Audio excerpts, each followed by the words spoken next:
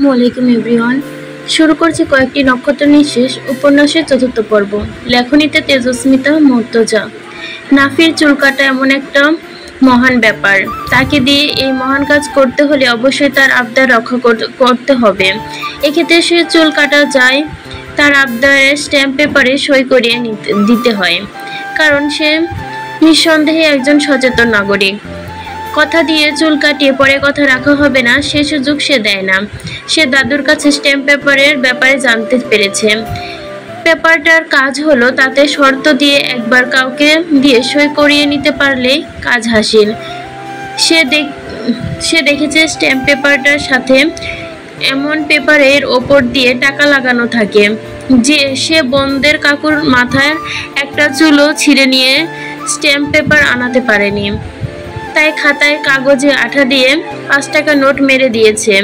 ওইটাকে গতকাল শর্ত লিখেছে সে চুল কাটবে, তার বদলে তাকে ট্রেন গাড়ি সহ যা যা সে চাইবে তা তাকে কিনে দিতে হবে। সেখানে মম, বাবা, দাদু ও বন্দের কাকুর সই করেছে।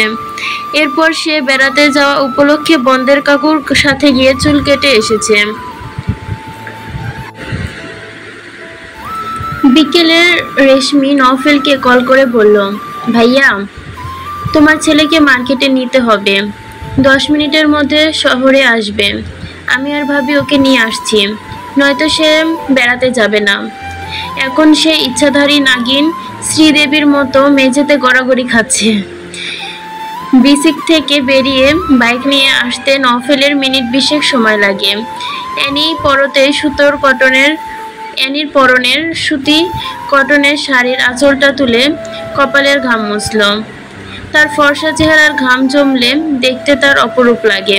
কাঁচা মুক্তদানার মতো শোভা পায় ঘামের ফোঁটাগুলো। রোদের আলো পড়ে স্বর্ণালী নাকফুল চকচক করে ওঠে। বয়স 26, কিন্তু যৌবন আর সৌন্দর্য দিন দিন বাড়ন্ত। 5 বছরের নাফি আছে। তার অবিশ্বাস্য লাগে তাকে দেখলে। ত্বকের রং ঝলমলে ফর্সা বলে গলার তিলটা নক্ষত্রের মতো উজ্জ্বল করে ফুটে থাকে। সেই নক্ষত্রকে বেড়া দিয়ে রাখে এক চিকন স্বর্ণের চেন। অ্যানির ছদ্মনাম অপরূপা রাখা দরকার। কিছুক্ষণ দাঁড়িয়ে থেকে এক পা চালিত রিক্সা পাওয়া গেল। রিক্সাওয়ালা বৃদ্ধ মানুষ। অ্যানি হাতের ইশারায় তাকে ডাকলো। রেশমি বলল, ভাবি ডেকো না, ওই রিক্সা যাব না। একে তো পা চালিত, তারপর বুড়ো মানুষ, টানতে পারবে না, সময় লাগবে অনেক। তুমি কি নাফিকে নিয়ে দাঁড়াও, আমি ব্যাটারি চালিত রিক্সা ধরে আনছি। অ্যানি কিন্তু অনাগ্রহ ভরে অপেক্ষা করে চেয়ে রইল।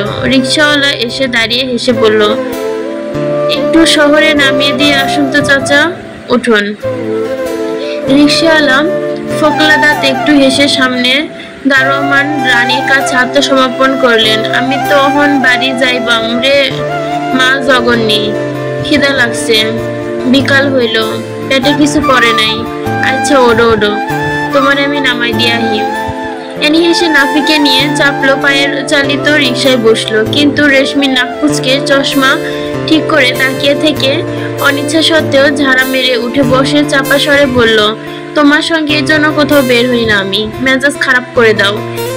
অ্যানি নিচু স্বরে বলল, ওইভাবে বলো না রেশমি, এটাও তো রিক্সা, একটু বসে থাকো, গরম কমে যাবে, উনি শুনলে কষ্ট পাবেন।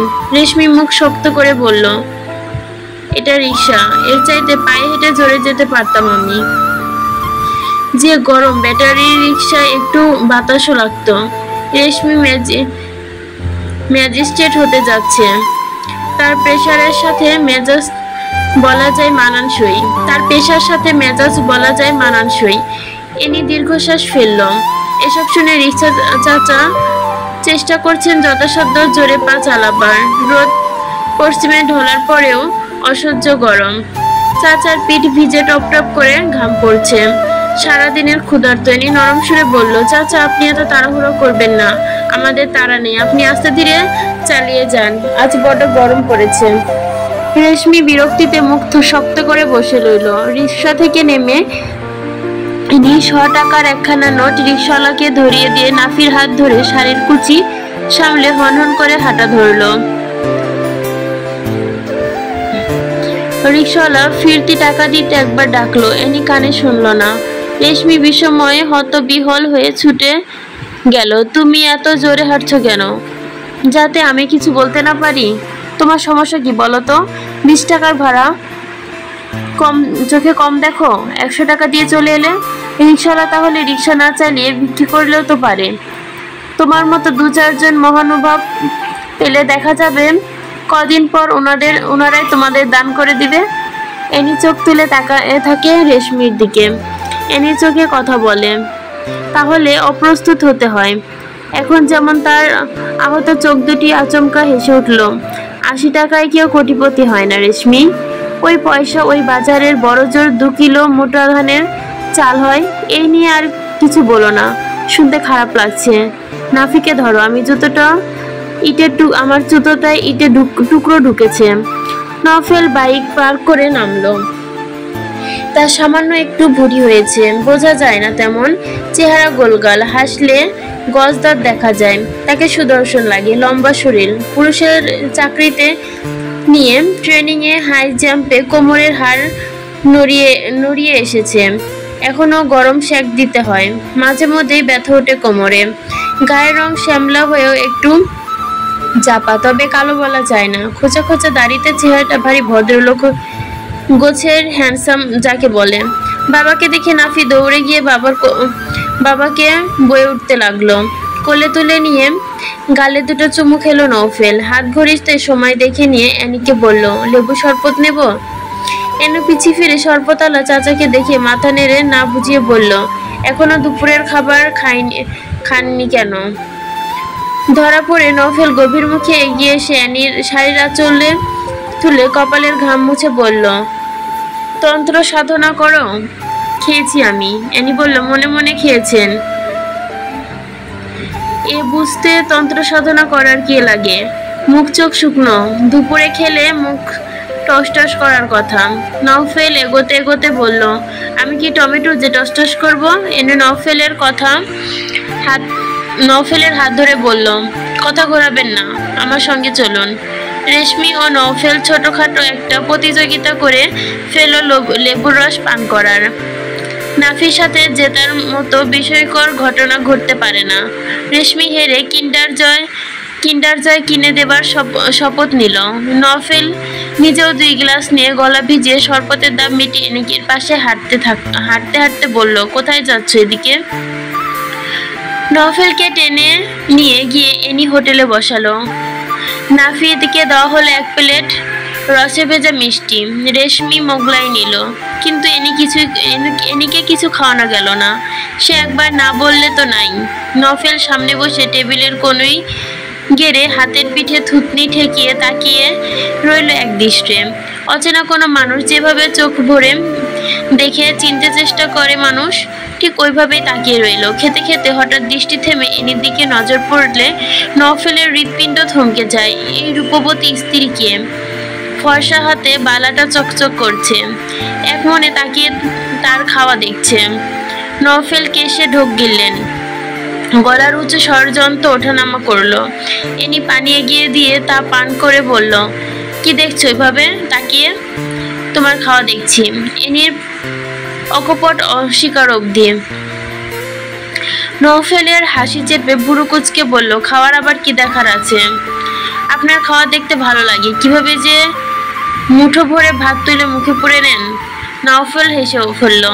অ্যানি মুচকি হাসলো। নওফেল আফসোস ভরা গলায় দীর্ঘশ্বাস ফেলে বলল, এত বছরেও তোমায় আপনি থেকে তুমি ডাকতে শেখাতে পারলাম না। কি বোঝাতে চাও?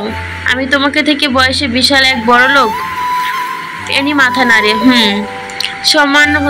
সমান হতে পারে। আপনার প্রতি আমার অগাধ সম্মান নওফেল সাহেব। নওফেল চোখ ও কণ্ঠ স্থিরতা রেখে, কিসের সম্মান এনি? এনি শুধু তাকিয়ে রইল একদৃষ্টে।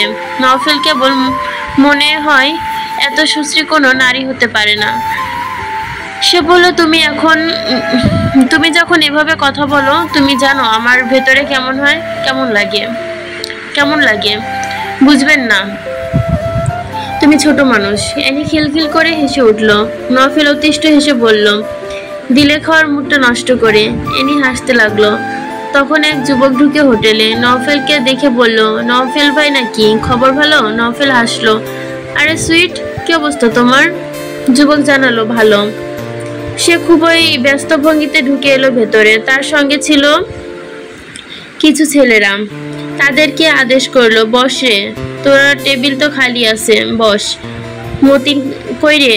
ওরা ওরা কি চা দে, ওদেরকে চা দে, আর আমার জন্য 1 কাপ চা আর 2টা সিগারেট আন, জলদি যা। কথা শেষ করে নওফেলকে বলল, ভাবি বাচ্চা নিয়ে হোটেলে বসেছেন দেখছি। ভাবি ভালো আছেন? রেশমি আপু, তোমার ম্যাজিস্ট্রেটই কত দূর? এনি আস্তে করে নওফেলকে বলল, এটা কে? নাফির বাবা, বাসার কাজী, এমপি সাহেবের ছেলে। এনি যুবকের আবার দেখে চাপা স্বরে বলল, এটা এমপির ছেলে? তোমার সাথে ভালোই পরিচয় মনে হচ্ছে। এরপর ঠোঁট চেপে হাসলো। আপনি সুইট বলে ডাকলেন কেন? নওফেল হেসে বলল, ওর নামই এটা, ওর বাবার দেয়া ডাকনাম সুইট। একটু চুপ থেকে এনি বলল, ছেলেটা তো যুবক, তো যেতে বললেও তো পারো আমাদের সঙ্গে, অদ্রিজের সিট ফাঁকা যাচ্ছে। সে লোকের জন্য হয়রান, ঘুরে আসবে গিয়ে, আবার এমন লোক সঙ্গে গেলে একটু নিরাপত্তাও পাওয়া যাবে ট্যুরে। আমি খুব পেশাগত ট্রাভেল ম্যানেজার হয়ে গেছি, যেখানেই যাচ্ছি লোক খুঁজছি। নওফেল এনির কথায় নিজেকে উৎসাহিত করে ডাকলো, বাসার তখন এক চুমুক চা আর সিগারেট ঠোঁটের কোণে বাঁধিয়ে একসাথে ফুঁকছে। ওভাবেই বলল, বেড়াতে যাবে নাকি? শুনেছ আমাদের ট্যুর প্ল্যানের ব্যাপারে? ও হ্যাঁ, অদ্র যেতে বলেছে, কিন্তু যেতে পারছি না, আমার কাজ আছে। আপনারা যান, এনজয় করে আসুন, বউ বাচ্চার সাথে করে। আগামী বছর আমিও যাব বিয়ে শাদি করে, ব্যাচেলার বহুত ঘুরছি, ব্যাস। এখন ফরজ কাম সেরে নো ট্যুর, এখন ফরজ কাজ না সেরে নো ট্যুর। তার চেলাদের সাথে সাথে এনি, রেশমি সহ হোটেলে সবাই হেসে উঠল।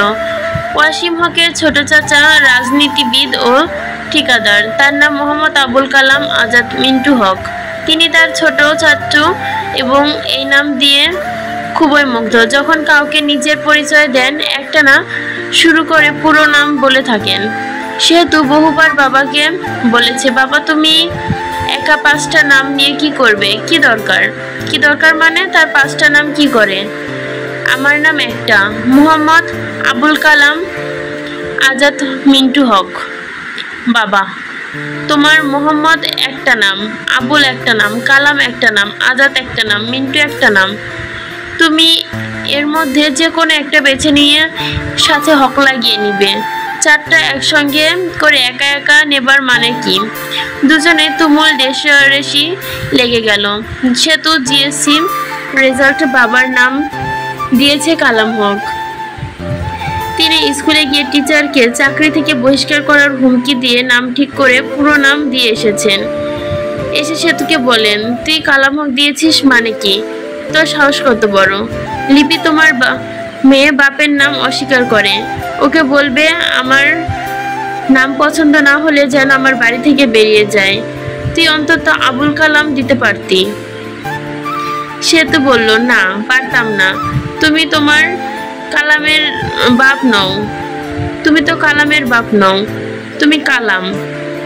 আবুল কালাম মানে কালামের বাপ। সেহেতু সঙ্গে কালাম হক সাহেবের সম্পর্ক মন্দা। তিনি বড় মেয়েকে সহ্য করতে পারে না। তিনি সেতুকে বেশ কয়েকবার খুন করতে লেগেছিলেন, কিন্তু শেষ অবধি খুনটার হয়নি। কেউ তার অবাধ্য হলে তিনি সহ্য করতে পারেন না। সেতু অবাধ্য না, সেতু সরাসরি ঘরে বসবাসকারী ঘোর শত্রুপক্ষ। খুব ছোটবেলা থেকে সেতুর চলন বেপরোয়া আর চঞ্চল, কথাবার্তারা পটু, যুক্তিতর্ক ও বুদ্ধিতেও তুখর। জেদ এমন পর্যায়ে যে মাঝে মধ্যে মানসিকভাবে অসুস্থ লাগে। সেরকম একবার তাকে বারবার মানা করা সত্ত্বেও সে পাশের বাড়ির ছেলে বাঁধনের সাথে খেলতে যেত। সেদিন ছাদে লিপি বেগম আর কালাম হক বসেছিলেন। দেখা যাচ্ছিল বাঁধন ও সাথে তার কয়েকটা ছোট ছেলে মেয়ে সাথে সেতু খেলছে একসঙ্গে। একসময় সন্ধে নামার সময় হলেও সবাই চলে গেল। কোন এক কারণে ঋতু গাঁটটা মেরে সেখান থেকে তেড়ে দিল সেতু। ঋতু একটু দূরে দাঁড়িয়ে ফুপাতে লাগলো। সে সময় বাঁধনের বয়স নয়, সেতুর স্বাদ। কিছুক্ষণ খেলতে খেলতে আচমকা সেতুকে ধরে বাঁধন তার গালে একটি চুমু খেলো। এই ভয়ঙ্কর ঘটনাটির পর থেকে দেখা গেল দুইজন হতভম্ব হয়ে গেল। কিন্তু বিজ্ঞ গলায় লিপি বেগম স্বামীকে বলে দিলেন, তোমার মেয়ে পোশাক আশাক কমিয়ে দাও। ভালো ও সুন্দর পোশাক পরলে মেয়েদের চরিত্র নষ্ট হয়ে যায়, মানুষের নজর লাগিয়ে ছেলেদের সাথে মেলামেশা করার সুযোগ বাড়ে। সুন্দর পোশাক পরে আয়নার সামনে গিয়ে নিজেকে দেখলে খারাপ চিন্তা ও অহংকার মাথায় আসে। সে মেয়ে বদনাম করবে তোমার, লক্ষণ খারাপ, টাইট দিয়ে রাখতে হবে। মেয়ের প্রতি তাদের ভেতরের এরূপ মনোভাব জন্মালো। সেটা যে ঠিক কতটা এবং কতটা আর স্থির ঠিক বর্ণনা করা যায় না। কথাটা সামর্থ্যযোগ্য মনে করলেন কালাম হক। লিপি বেগমের ধারণা এই মেয়ে বেশি সকাল্লাদ পেলে একদিন খুব খারাপ দিকে যাবে। তিনি নিজের বড় শৌখিন নারী, স্বামী সোহাগে ভরপুর জীবন, দামি শাড়ি গয়না আশ্চর্য প্রতি আকর্ষণ প্রবল, একটু কুটিল, আরেকদিকে ভীষণ মায়াবতী ও সংসারী মিষ্টভাষী। এরপর সেতু দুই ঈদে পাগল বুঝ দেওয়ার মতো একটা করে পোশাক কিনে দেওয়া হয়। সেতু যখন একটু একটু বড় হতে লাগলো, সে দেখতো তার বয়সী মেয়েরা ঝলমলে পোশাক, ক্লিপ, জুতো, স্কুল ব্যাগ ইত্যাদি ব্যবহার করে।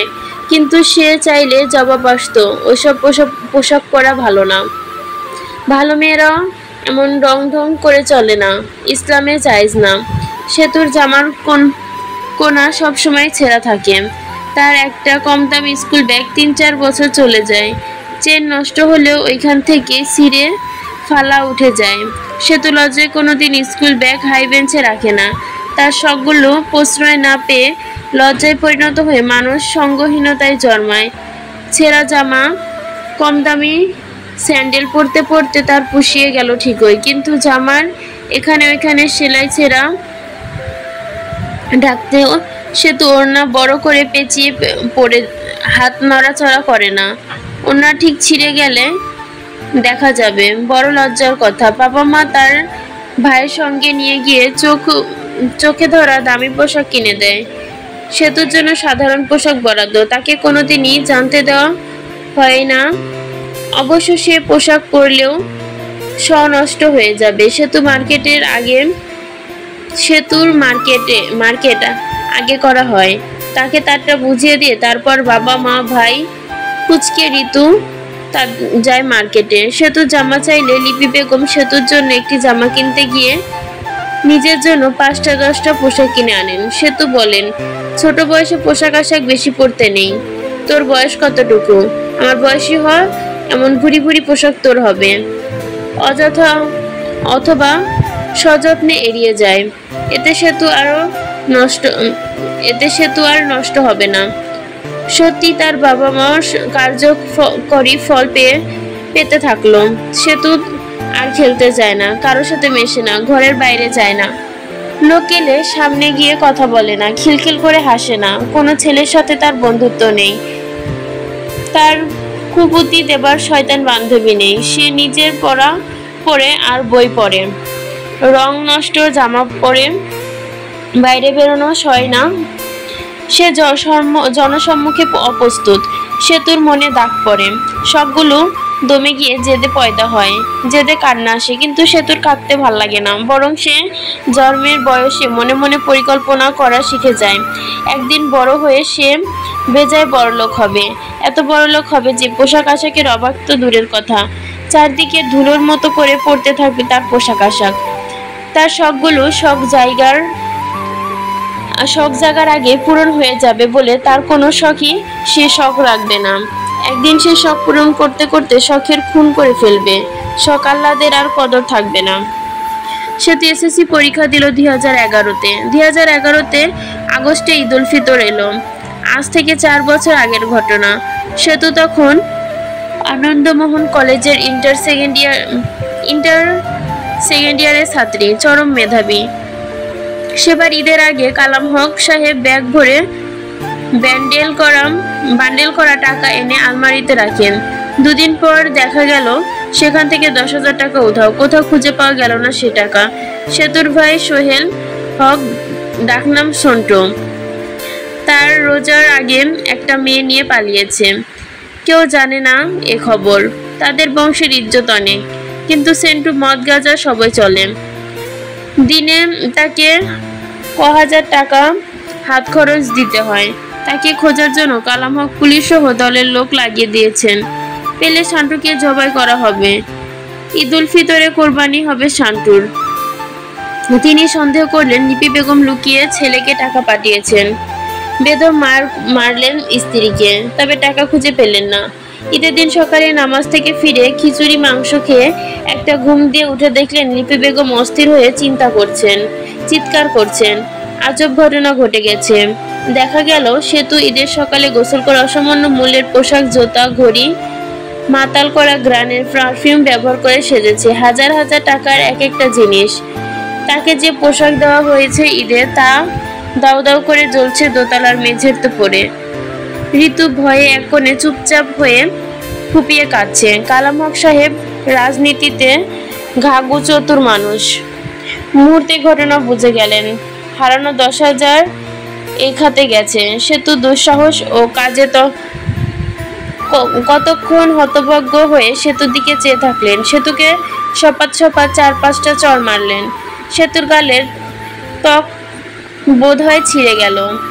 চোখ দিয়ে টপ টপ করে পানি পড়লো, কিন্তু মুখ পাথরের মতো শক্ত, যেন চোখ দিয়ে পানি পড়ছে আর সেতুর দাও নেই। কালাম হক জিজ্ঞেস করলেন, এমন কাজ কোন সাহসে করেছিস তুই? সেতু বলল, কোন সাহসে করেছি তা বলতে পারছি না, তবে এখন থেকে এভাবেই চলবে বাবা। মানতে না পারলে বলো বেরিয়ে যাচ্ছি, আর যদি বাড়ি থাকি তো এভাবেই চলবে। কি করবে বলো? কোথায় বেরিয়ে যাচ্ছিস? এই, তুই কোথায় বেরিয়ে যাচ্ছিস? সেতুর গলা টিপে ধরলেন কালাম হক। সেতু বলল, দুনিয়াটা বিশাল বড়। যাই হোক, শর্ত ওই একটাই বাবা, আমাকে হাত ভরে টাকা দিবে।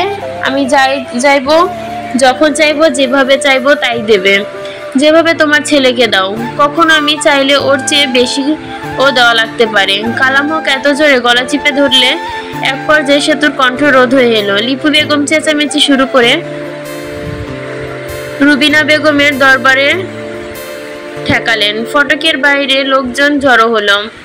হকের বাড়ির ঈদের দিনে হুলস্থুল লেগেছে। সেতু কয়েকবার কেসে গলা ঠিক করে বলল, এত ক্ষিপে যাচ্ছ কেন বাবা? আমি তো শুধু দেখতে চেয়েছি যে আমি কিভাবে বাঁচতে চাই। জোর তো করিনি, তোমার সামর্থ্যের বাইরে তো কিছু চাইনি। তুমি 2 হাত ভরে কাঁচা টাকা কামাও, চাইলে আমায় আমার ইচ্ছে মতো মানুষ করতে পারো। আমি শুধু তোমার কাছে জানতে চাইছি যে তুমি আমাকে আমার মন মতো চলতে দিবা কিনা। তুমি তো দাও, যদি দাও তো দিলে আমি বাড়িতে থাকবো, আর যদি মনে করো যে না, ওইভাবে তুমি আমায় চলতে দিতে পারবে না, তো চলবো না, আমি চলে যাব। একটা সিদ্ধান্ত নিতে বলছি, রেগে যাবার কিছু নেই। কালাম হক সাহেব কিছুক্ষণ কথা বলতে পারলেন না। এরপর বিষময় গলায় বলল, বড় ভাবি, আপনি খালি ছাড়েন একবার, খোদার কসম ওই খানকির মাইয়ারে আমি এই উঠানে জ্যান্ত পুইতা রাখবাম। ওরে খুন কইরা আরেকবার জেলে যাইবা মাঝ বান্দির বাচ্চা। এই মাগিরে কইছিলাম তোর মেয়েরে সামলা। সব যখন বাদ, তখন পড়ালেখা করে হেডাম কইরাইস না। কলেজে পইরা তোর জিব্বা কয়তার হইছে। কালাম সাহেব রুবিনার নারী শরীর ঠেকিয়ে রাখতে পারলেন না। আবারও গিয়ে ধরলেন সেতুকে। চড় থাপ্পড়ে ভরে দিল সেতুর গাল। সেতুর চোখ তখনও রক্তের অশ্রু। লাল টকটকে ভেজা চোখে মেলে সে তাকিয়ে রইল বাবার দিকে। তার বুকে হোপড়ের মতো ওঠানামা করছে, শ্বাস খেপা হিংস্রের মতো। যেদিন নাকের পাতা ফুলে ফুলে উঠছে। হাত তুলতে তুলতে হেলে দুলে হেঁটে উপস্থিত হলো রুয়াদ। সে নামাজ থেকে এসে একটা নীল দেয়া সাদা চেক লুঙ্গি পরে সবে ঘুমিয়েছিল। এত চেঁচামেচিতে ঘুম হয়? গামছা গলায় ঝুলিয়ে এসে একটু দূরে দাঁড়ালো সে। এদিকে কামাল সাহেব সেতুর এই দৃশ্য দেখে সহ্য করতে পারল না। চুল চেপে ধরলেন সেতুর। তুই আমারে চোখ দেখাস? হ্যাঁ দেখা। তুই আমার জন্মে দেওয়া মাইয়া, তুই আমারে চ্যালেঞ্জ করস? আমি রাজনীতিবিদগোর বাপ, আর আর কি না আমার ঘরের মাইয়া তুই কালাম কন্ট্রাক্টরের সাথে রাজনীতি করস? কোথায় যাবি? কি করবি গিয়া? মাগিবাজি করবি হারামির বাচ্চা? সেতু বলল, বাবা তোমার নজর এখনো ছোট, তুমি এখনো ভাবো মেয়েরা দেহ ব্যবসা ছাড়া আর কিছু করতে পারে না। বাবা আরো অনেক কিছুই করা যায়, যেটা দিয়ে দেখো তোমার যাইতে বড় লোক আর শক্তিশালী হয়ে থাকবো। একটা স্মরণীয় হক সেতুর কসম। বাপের সামনে দাঁড়িয়ে কোনো মেয়েই এসব কথা বলতে পারে না, তা সবারই কল্পনার বাইরে।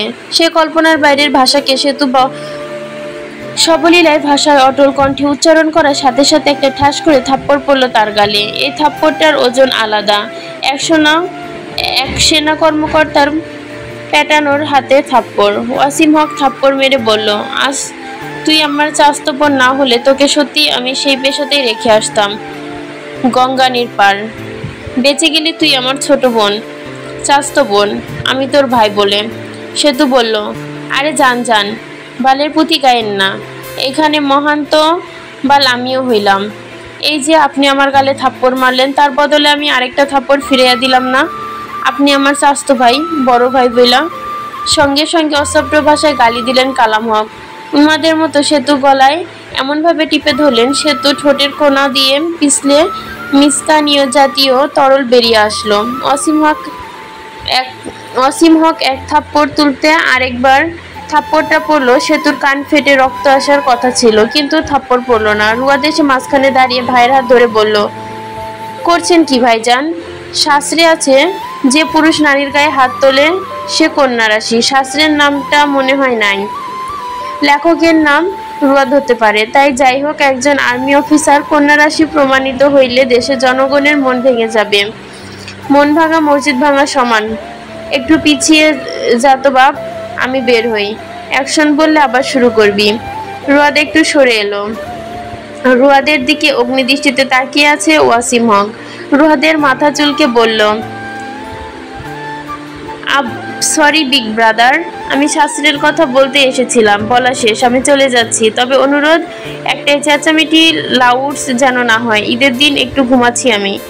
একজন আর্মি অফিসার হিসেবে নাগরিকদের সেবা নিশ্চিত করা আপনার ডিউটি ব্রাদার। যেতে যেতে সেতু চোখের দিকে তাকিয়ে স্পিন এসে বলল, কমরেড, ইজ মি গ্রেস্ট ভাষম।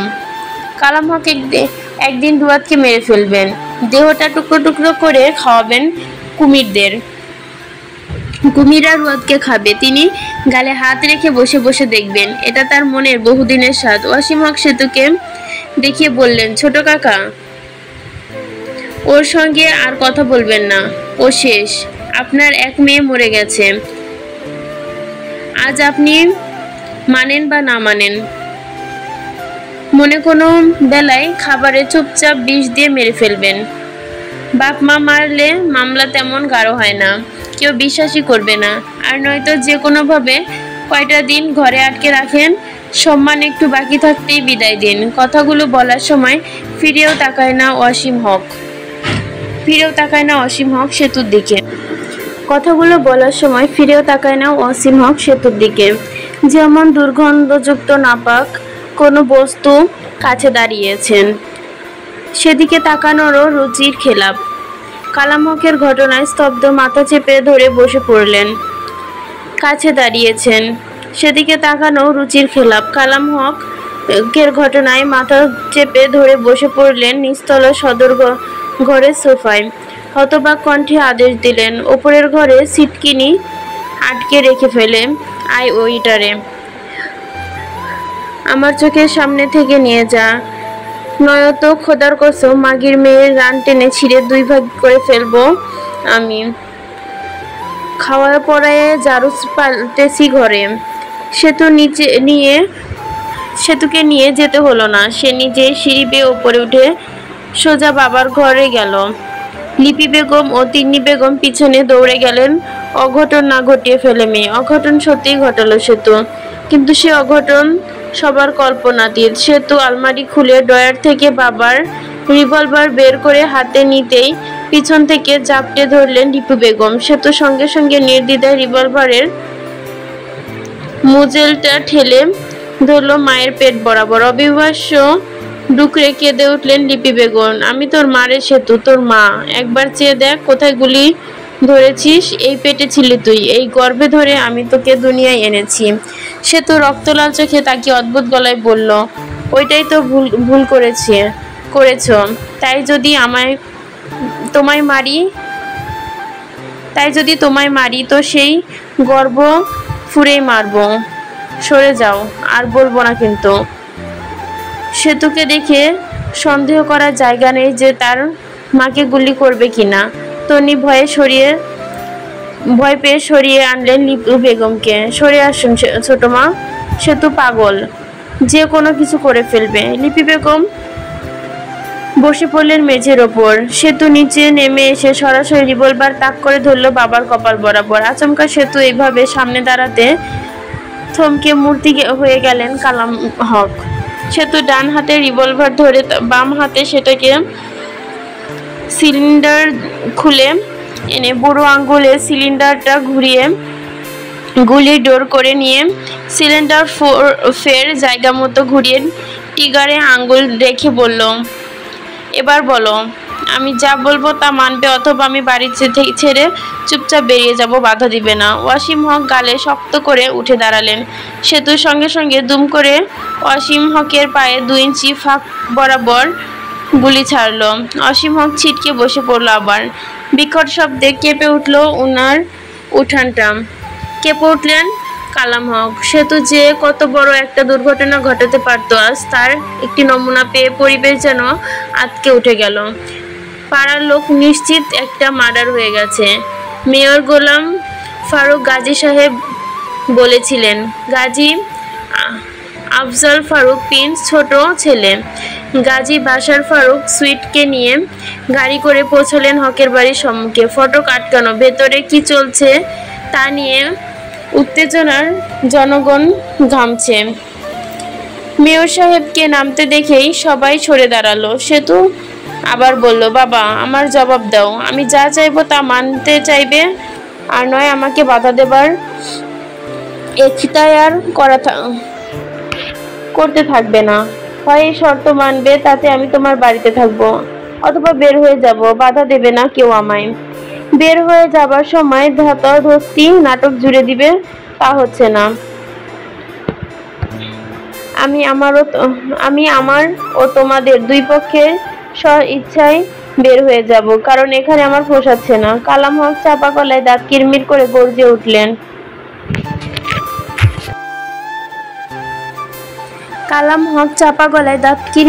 গর্জে উঠলেন। তবে আমি চা বাইয়া খায়া ফালবো বোম বান্দির বাচ্চা, হারামজাদি মেয়েলোক, তুই আমারে থেট দেস, তুই বালটুকু মাইয়া, আমি জন্ম দিছি তোরে, জানোয়ারের বাচ্চা। সে তো গুদলি চালালো। সমস্ত পরিবেশ থমকে কানের তলা ফাটিয়ে আওয়াজ হলো। সেতুর কান ঝনঝন করে উঠে রিভলভার ছিটকে পড়ল। হাতের রক্ত চলাচল থেমে গেছে। ডাবল অ্যাকশন রিভলভার, গুলি ছিল 4টা। ওয়াসিম হক বসতে একটা ব্যবহার করতে পারলেও 3টা গুলি তখনও রিভলভারে সিলিন্ডারে মজুদ। সেতু চাইলে সেখানেই নিজের বাপকে হত্যা করে ইতিহাস রচনা করে ফেলতে পারত, কিন্তু সে গুলিটা করলো বাবার পা তাক করে। আশ্চর্যের ব্যাপার, জীবনে প্রথমবার 15 বছরে এক অপকৃত মেজাজের কিশোরী একদম তাকমতো গুলি চালল। ঠিক কালাম হকের বা পায়ের গোড়ালিতে হাড়ে বিঁধল গুলিটি। কালাম হকের আর্তনাদে শোরগোল হয়ে পড়ে গেল। সেতু এগিয়ে গেল বাইরের দিকে। রুবিনা বেগম ছুটে গিয়ে সেতুকে পেঁচিয়ে ধরলেন। আর পাগলামি করিস না মা, তুই যা বলবি তাই হবে। সেতু হাসলো। আচ্ছা, তো তোমরা আমায় কোনোভাবেই যেতে দিবে না, তার মানে আমার সত্যি রাজি তোমরা, ভালো, এটাই আমি চাইছিলাম। এই অবস্থায় বাইরে গিয়েও কি করতাম? আসলে আমার আপাতত কোনো ইনকাম সোর্স নেই। কালাম হক সাহেব তখন উঠোনে পড়ে কাটা মুরগির মতো ছটপট করছেন। পায়ের রক্তে উঠানে মাটি লাল হয়ে উঠেছে। ওনাকে হাসপাতালে নেওয়া হলো, সেতু নেওয়া হলো থানায়। রিভলভারটা পুলিশ হেফাজতে নিয়ে গেল। দেখা গেল লাইসেন্স করা। স্বয়ং ভিস্টেক নিজেই রিভলভার থেকে তার বড় কন্যার দ্বারা অ্যাটেম্প টু মার্ডারের শিকার হয়েছে তিনি। কিন্তু সরকারি বয়স হিসেবে সেতু তখনও কিশোরী। বাংলাদেশে কিশোর অপরাধ আইনের মতে সেতু টুকটাক শাস্তি হয় এবং মানসিক চিকিৎসার কথা ছিল। তাকে চিকিৎসা করা হলেও মানসিক বিপর্যয় কিশোরী হিসেবে, কিন্তু এমন কোনো লক্ষণই দেখা গেল না তার মাঝে। তাকে থানায় হাজতে বসিয়ে রাখা হলো। সে চুপচাপ শান্তভাবে বসে রইল হাজতের মেঝেতে। বড় ঘরের মেয়ে। তার বড় কাকা ছিলেন সিনিয়র সেনা কর্মকর্তা ব্রিগেডিয়ার জেনারেল রেজাউল করিম হক, যিনি 2009 সালে শহীদ হয়েছে। বাবা রাজনৈতিক ও নামকরা ঠিকাদার। একটু কদরে রাখতে হলো সেতুকে, কিন্তু সেতুকে দেখে মনে হলো তার কোনো সেবার দরকার আছে। সে দিব্যি জেল হাজত খাটলো।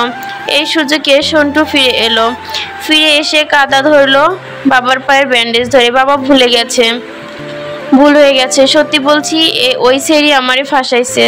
তুমি বলো, আমার বিয়ের বয়স হয়েছে? বিশ্রী চেহারা ওর। বাবা, ওই সেরির চরিত্র নষ্ট, নয়তো আমি বললাম আর চলে গেল। তারপর তুমি কিছু একটা করো প্লিজ, নয়তো আমি গলায় দড়ি দিব। বাবা। কালাম হক খিচে উঠলেন। হারামজাদা, তোরা দুই ভাই বোন মিলে আমার গলায় দড়ি দে। তোদের দোহাই লাগে। কি করবো এখন? আকামটা পাইয়া এসে আমারে বলবা বাবা কিছু একটা করো। মেয়েটার জীবন নষ্ট করলি কেন হারামজাদা? শান্টুকে ধরে ঝাঁঝালি কণ্ঠে শুরু করলো। বাবা প্লিজ বাবা। ছেলেটার জন্য এ ধরনের অ্যাটেনশন ছোট থেকেই দিতে থাকেন কালাম হকের। শান্টু কেঁদে কেঁদে এসে বারান্দায় দাঁড়ালো। আর এই কাজের সহযোগী ছিল বাদল। ফ্ল্যাট ভাড়া করে দিয়েছে। সে বলল, তুই মেয়েটাকে বলে এলি বাবাকে বিয়ের জন্য রাজি করিয়ে ওনাদের গাড়ি পাঠাবি। এখন কি করবি শান্টু? শান্টু নাক মুখ কুচে বলল, কি আবার? খাওয়া দাওয়া শেষ, বেইমানি শুরু। তুই চুপ থাক। একটা লটি। ওই মেয়েটাকে বিয়ে করে ঘরে তুললে জাত মরবো। ওয়াসিম ভাই জ্যান্ত কবর দিয়ে দিবে আমায়। আর আমার কি বিয়ের বয়স হয়েছে? আর ওকে কি বিনে পয়সায় ছাড়ছি নাকি? বাবা, ওদের বাড়িতে লাখখানেক টাকা কায়েম লোক পাঠিয়ে ক্ষমা চেয়ে নিবে। ওই টাকায় ভালো যৌতুক দিয়ে ভালো ঘরে বিয়ে হবে ওর। কদিন পর সেই গুলি খাওয়া ব্যান্ডেজ করা পা নিয়ে চক্রে ভর করে ছেলের সঙ্গে নিয়ে কালাম হক গেলেন মেয়ের জামিন করাতে, রাজনৈতিক ও পারিবারিক শক্তি ব্যবহার করে। তাছাড়াও তিনি তো খুন হয়ননি, তিনি নিজেই সাক্ষী দিলেন। এটা অ্যাটেম্প টু মার্ডার নয়, অন্য কিছু ছিল। তাদের মধ্যে মানুষদের বাড়িতে এসে ঘটনার সকালে উঠে ব্রাশ করার মতোই সহজ ব্যাপার না। বাবাকে দেখে সেতু হাসলো। ব্যান্ডেজ করা পা দেখে খেয়াল করে দেখে বলল, কি অবস্থা? সব ঠিকঠাক বাবা? কালাম হক কথা বললেন না। সেতু বলল, তোমাকে রক্ত দেওয়া লাগবে নাকি? আমি দিতে পারি। তোমার আমার ব্লাড এক বাবা। কথা বলছো না কেন? কালাম হক ঘেন্নার চোখে নাক কুচকে তাকাইয়ে বললেন, কাকে বাবা বলতেছিস? আমি তো তোকে মেয়ে মানি না, তুই অজাত। সেতু হেসে ফেললো। এক গুলিতে এই পরিচয় হারাই না বাবা। আমি আগেও স্মরণীয় হক সেতু ছিলাম, আজও আছি। চাপ নিও না। চলো বাড়ি চলো, তোমার শরীর খারাপ দেখছি। সেতু বহুদিন পেশাগত পাগল ঠারোয়ে ভয় পেয়ে এসেছে। তাকে ধরে নেওয়া হলো সাইকো।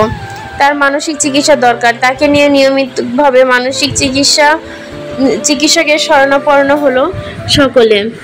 কোনো পরিবর্তন নেই। ডাক্তার উল্লেখকে কিছুই বলেন না, উল্টে সেতুর সঙ্গে লম্বা আলাপ আলোচনা চলে। কিন্তু বাড়ির লোক তটস্থ। তার সকল